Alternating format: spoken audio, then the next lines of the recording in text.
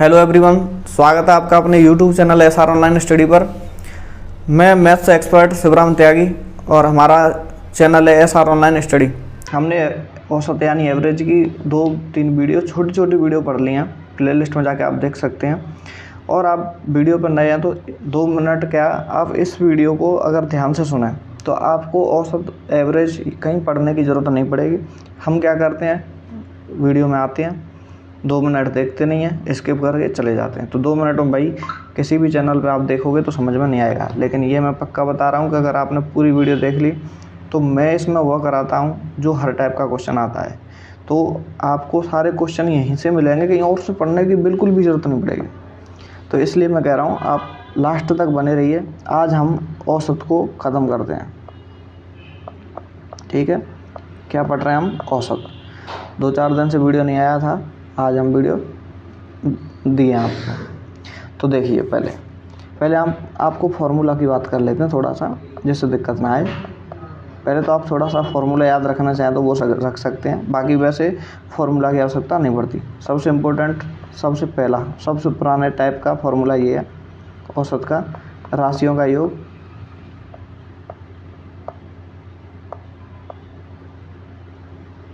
एक मिनट,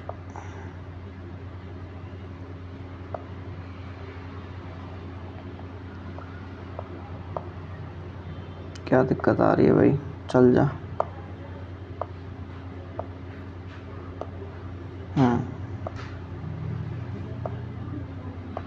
लिखते हैं दोबारा से। औसत का फॉर्मूला क्या है? राशियों का योग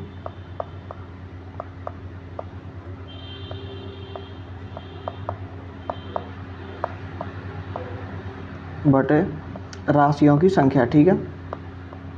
अभी चलेगा, थोड़ी देर में थोड़ा सा मिस्टेक करेगा अभी, क्योंकि स्क्रीन पर नमी हो जाती है।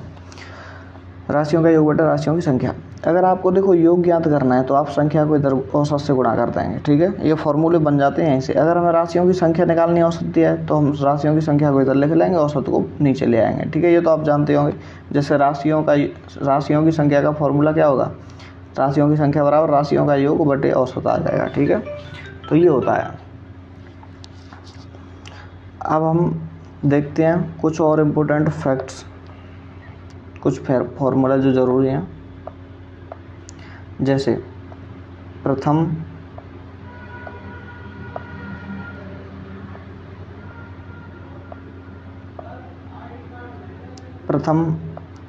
n प्राकृत संख्या, इनको याद रखना है, ये बहुत ज़रूरी है थोड़ा सा। वैसे आवश्यकता नहीं पड़ती, मैं बताऊंगा आपको। प्रथम n प्राकृत संख्याओं का औसत क्या होगा? n+1/2, ठीक है। अब जैसे साथ ही साथ समझा दूँ आपको, प्रथम n प्राकृत संख्याओं का क्या है? औसत। तो पहली n प्राकृत संख्या क्या होंगी? यानी प्राकृत संख्या 1 से स्टार्ट होती है, मान लो 3, 4, 5, यहाँ तक ले ली मैंने। अब इनका आपको औसत निकालना है, तो औसत क्या होगा? कितनी संख्या हो गई ये भाई? 5। टोटल कितनी संख्या है ये? 5। तो n का मान कितना हो गया? 5। n बराबर कितना हो गया? 5। औसत निकालना है तो 5 में 1 जोड़ाएंगे बटे 2। 5 और 1 कितना हुआ? 6/2। बताओ कितना आ गया? 3। औसत बीच वाली संख्या होती है, ठीक है। दोनों साइड से 2 कम करता है। समझ में आ गया कि नहीं? तो ये फॉर्मूला लागू होता है। आपको 7 संख्याओं का निकालना है, कितना हो जाएगा? 7 + 1/2 8 हो जाएगा, और 4 आ जाएगा, ठीक है। अगला फॉर्मूला समझ में आ गया होगा आपको। ये प्रथम शब्द लग रहा है, इसको जरूर ध्यान रखना, बीच में से नहीं लगेगा ये फॉर्मूला है। n पूर्ण संख्याओं का औसत, प्रथम n पूर्ण संख्याओं का औसत। आप किसी और जगह पढ़ोगे, कम से कम 16 से 20 घंटे की वीडियो आपको पढ़नी पड़ेगी, जब औसत को हो पाएगा। ये मेरा ओनली 2 घंटे की क्लास भी नहीं है, 1 घंटे की क्लासों में सारा हुआ है, क्योंकि मैं 15-20 मिनट की वीडियो बनाता हूँ और सारे तरीके के सवाल हैं। संख्याओं का औसत। अब n पूर्ण संख्याओं का औसत का फॉर्मूला क्या होता है? n-1/2, ठीक है। अब इसमें भी लगा लेना, कोई संख्या देंगे आपको पूर्ण संख्या, जैसे 0, 1, 2, 3, 4, 5। ठीक है। कितनी संख्या हो गई, संख्या हो गई कितनी, ये 6 संख्या होगी। तो यहाँ लिखेंगे n का मान 6 - 1/2 कितना हो गया 5/2। वैसे भी 5/2 कितना होता है 2.5, 2.5। अब देख लो औसत बीच की संख्या होती है 3 इधर से हटा दो, 3 इधर से हटा दो, 2 और 3 के बीच की संख्या क्या होगी 2.5 होगी, ठीक है। ये हो गया औसत। और हम ऐसे देखो डायरेक्ट भी निकाल सकते हैं, प्रथम संख्या दे रखी है उनकी आधी आधी कर लो, औसत आ जाता है। इसके बाद अगले क्वेश्चन पे चलते हैं।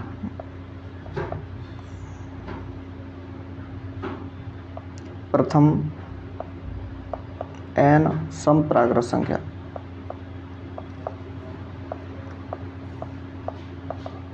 प्रथम n समप्राकृत संख्याओं का औसत। देखो एक फॉर्मूला से हो रहा है ना सीधा सीधा। इसका क्या होगा n+1। n समप्राकृत संख्याओं का क्या है ये औसत। जैसे n समप्राकृत संख्या ले लिया आपने, समय प्राकृत है 2, 4, 6, 8, ठीक है। अब 10 तक ले लें हम, कितनी संख्या होगी 5, मान रखेंगे 5 + 1 कितना हो गया 6। देख लेते हैं औसत 6 ही होगा क्या इसका। 2 इधर से हटाओ, 2 इधर से हटाओ, बीच की संख्या औसत होती है हमेशा। देखो हो गया ना। तो ये फॉर्मूला काम करते हैं यहाँ पर, ठीक है। तो ऐसे एक फॉर्मूला से सवाल होते जा रहे हैं आपके, कुछ भी नहीं है इनमें। अगला देखते हैं, बताओ कोई समझ में नहीं आ रहा हो तो कुछ। अब चलते हैं प्रथम n। मैं हर तरीके का सवाल करा रहा हूँ, आप हर तरीके के सवाल को लिख लेना और फिर देखो कहीं से भी करके देखो, हर क्वेश्चन को कर पाओगे। अब विषम प्राकृत संख्याओं का औसत करना है। n विषम प्राकृत संख्याओं का औसत, ये n होता है। सब में आपको एक कम करना, एक जोड़ना होता है और विषम में वही रहता है। जैसे 1, 3, 5,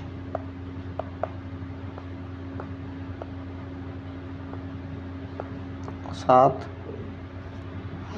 4 संख्या ले ली मान लो, या 9, 5 ले लें। n का मान कितना है 5।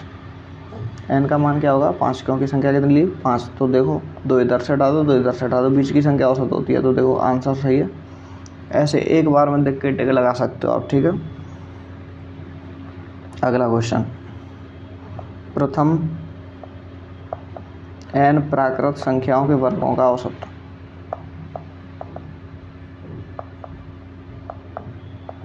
प्राकृत संख्याओं के वर्गों का औसत।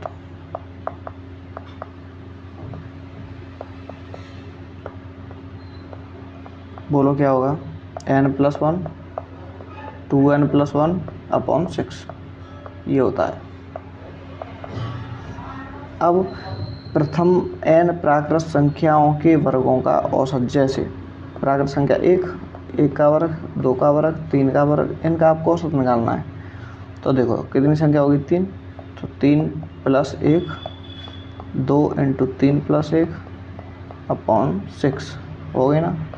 जोड़ो कितना हो गया 4 + 3 दूनी 6 × 7/6 कितना हो जाएगा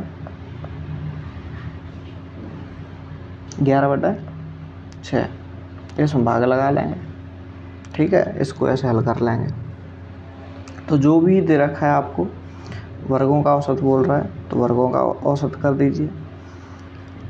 अब n का मान हमने कितना लिया 3, क्योंकि प्रथम कितने ले लिया हमने 3 संख्या। तो ये इसमें भाग लगा के औसत आ जाएगा। अब हम घनों के औसत का फॉर्मूला और बता देते हैं, फिर हमारे फॉर्मूला कंप्लीट है। प्रथम n प्राकृत संख्याओं के घनों का औसत, घनों का औसत n+1 का वर्ग/4, ठीक है।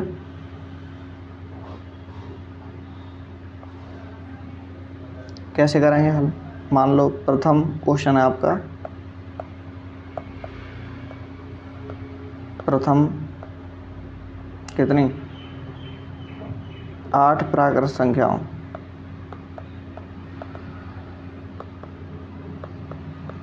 के घनों का औसत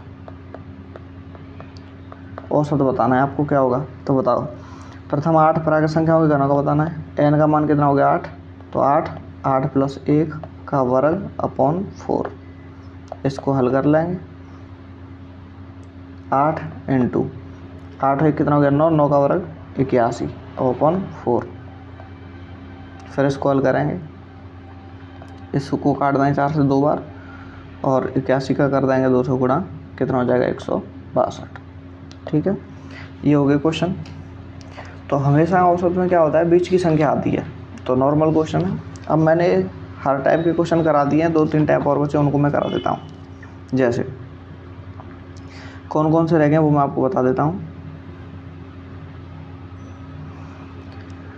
क्वेश्चन आ जाए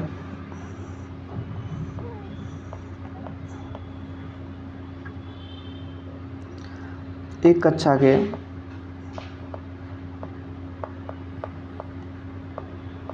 20 विद्यार्थियों का औसत वजन। ध्यान से समझना, 20 विद्यार्थियों का औसत वजन।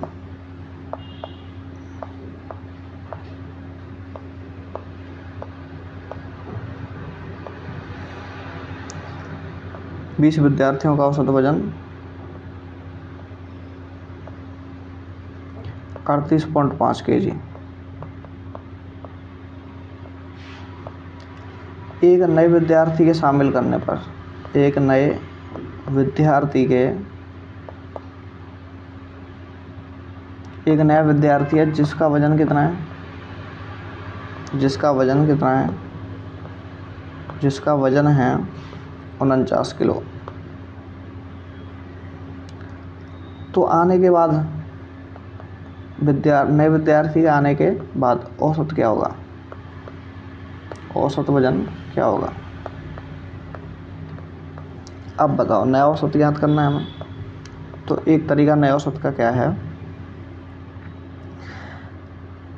क्या ज्ञात करना, नया औसत। नए औसत में क्या होगा, पहले बताओ कितने विद्यार्थी थे, 20 इंटू वजन कितना था 38.5 हो गया। उसके बाद में एक नया विद्यार्थी का औसत वजन कितना है 49 बटे, अब विद्यार्थी राशियों की संख्या कितनी हो गई 21। इसको हल करेंगे, गुणा करेंगे 770 प्लस 49 अपॉन 21। फिर इसके बाद करेंगे इसको जोड़ेंगे, कितना हो जाएगा 819 अपॉन 81, 21 यानी 39 किलो। कितना हो जाएगा 39 किलो वजन। ठीक है, तो ऐसे ऐसे क्वेश्चनों को हम कर सकते हैं। अगला क्वेश्चन,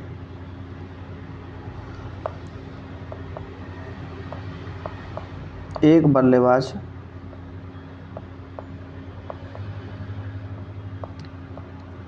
की 41 पारियों का, एक बल्लेबाज की 41 पारियों का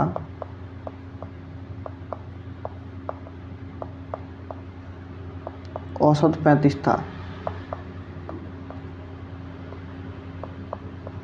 अगली पारी के बाद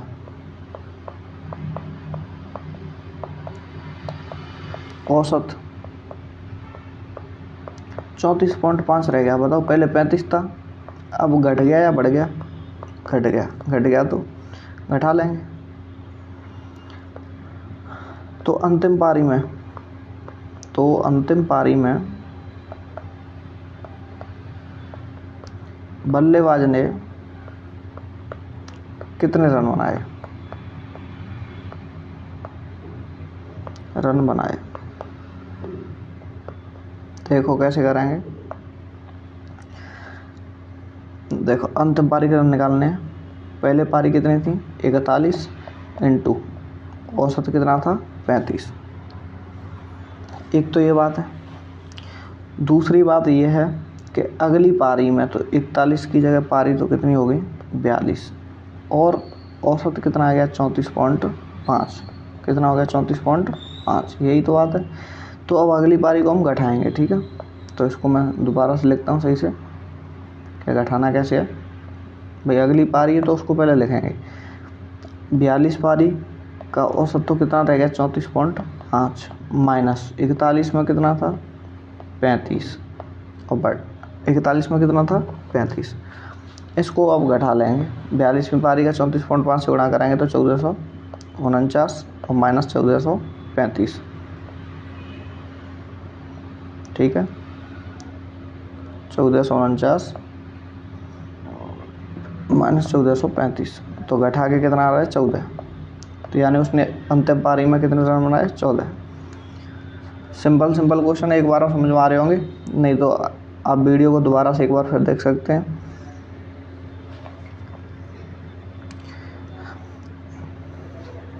एक और क्वेश्चन न्यू टाइप का, जैसे आपके सारे हो जाएं। एक क्वेश्चन आता है, देखो